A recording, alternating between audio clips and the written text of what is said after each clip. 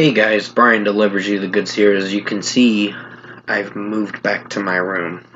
As you can see that.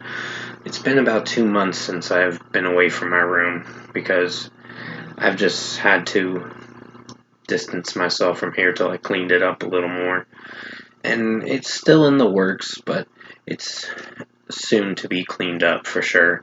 But if I wanted to return to you for this Lady Gaga album review tonight for Mayhem that I got a chance to listen to for the 14 tracks of a 53-minute record and let you know what I thought of this record overall. So I'm going to discuss what I listened to for this 53-minute album of 14 tracks. Lady Gaga dropped, I believe, 4 singles for this record. Well, not true, 3 singles to be precise. And I'll let you know my thoughts on this Lady Gaga album overall, Mayhem. So let's dive into this album review tonight. So it starts with Disease, which is one of my favorite tracks to open up the record.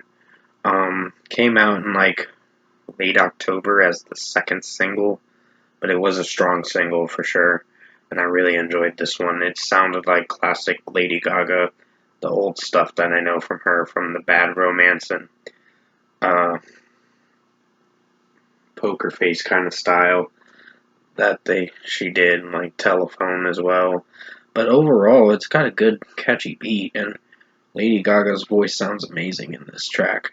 So I really enjoyed how the song sounded production-wise, and this is a 5 out of 5. Abracadabra is a strong track too. Really enjoyed this one, and I'd give this a 5 out of 5. It was the third single for the record, the last single. Because, yeah, she only dropped 3 singles out of the 14 tracks. That is good in my opinion. I mean, she played it safe. She didn't spoil it a little too much. But overall, I think Abracadabra, very catchy track. The production in it is pretty strong.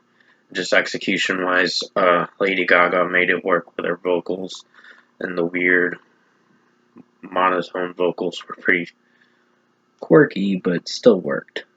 It sounded like classic Lady Gaga that I remember from the album The Fame and The Fame Monster and all that. So 5 out of 5. Garden of Eden is a pretty good track in its own way. Not one of my personal favorites, but it still sounds nice for how it is, and it's got a good art pop kind of style. There was a record she did called Art Pop. There was a lot of pop-influenced kind of songs that I really enjoyed in this record, but overall, Garden of Eden played it safe for what it went for. This is a 4.75 out of 5, for me at least. Perfect Celebrity was my personal favorite track on here. One of my personal favorites. Probably my personal favorite, along with Die With A Smile.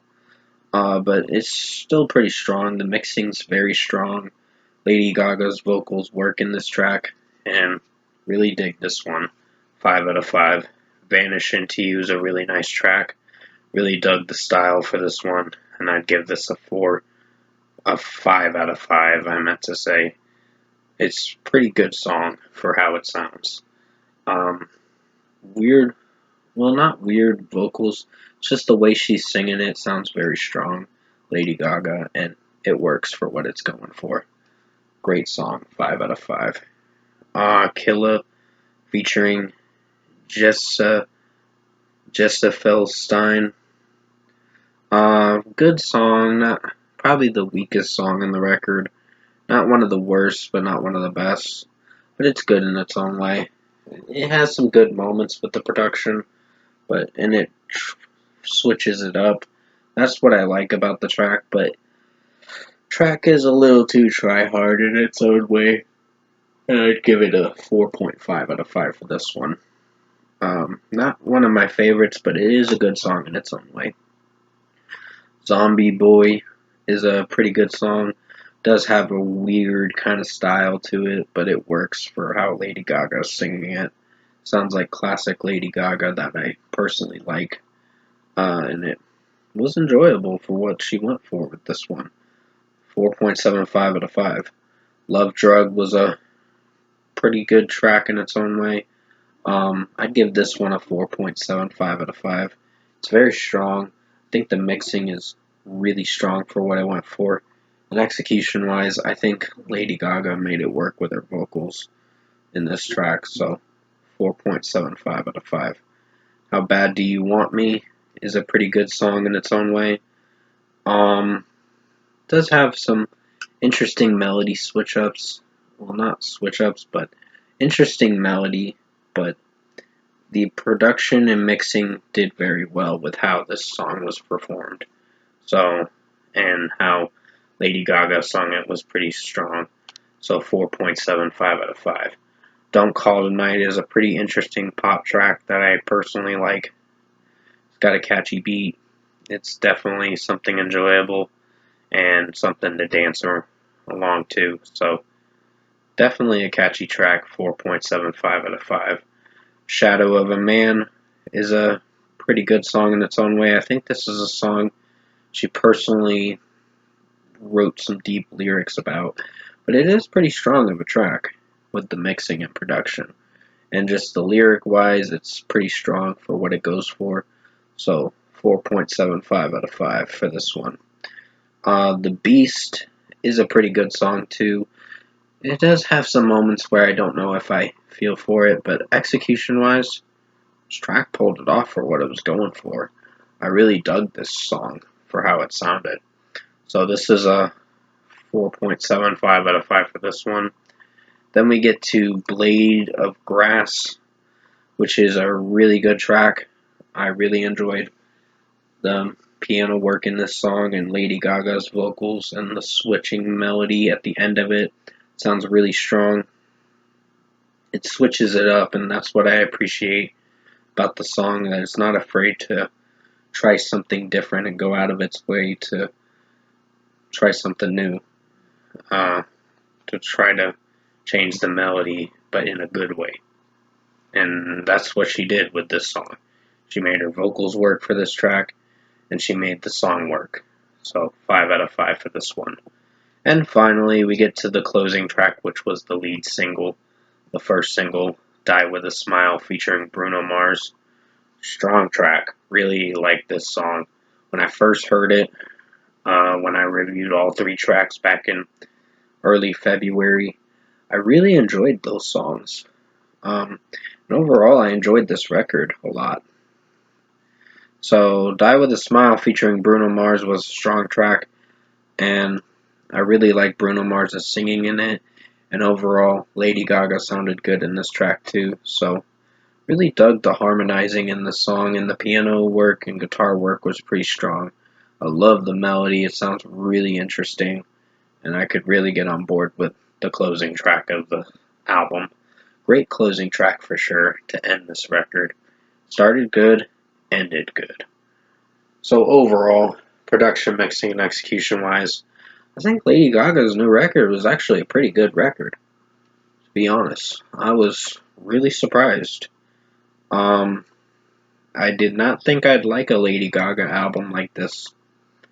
I mean, granted, there were a few critiques, but nothing to the extent where I hated all the songs.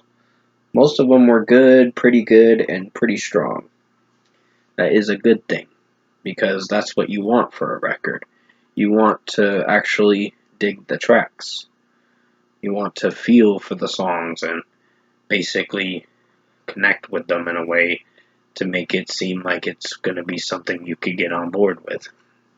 Like, granted, Lady Gaga is not everyone's cup of tea, but for me, I've enjoyed her music, and she's a better singer than Madonna. That's for damn sure. So, in my honest opinion, if I were to give Mayhem its deserved score, I'm feeling a strong 8.5 out of 10. This is a pretty good record, honestly. Probably the best record I've heard this Friday, for March 7th, so far. Doesn't mean that it's the best, but there might be some other ones that are pretty strong too. But it is going to be on my best albums of 2025, for sure. I think Lady Gaga pulled it off with what she was going for. The mixing was strong. The vocal performance was strong from her in this record, and she made it work. This is better than Chromatic, for sure. It's a big step up, and it goes into different territory that I personally dug. So, 8.5 out of 10 for Lady Gaga Mayhem. I hope you enjoyed this album review tonight. I got the next album review coming up soon for Jenny Ruby sometime tonight. But until then, you guys take care. Thank you guys for watching this review. And as always, I'll see you in my next video.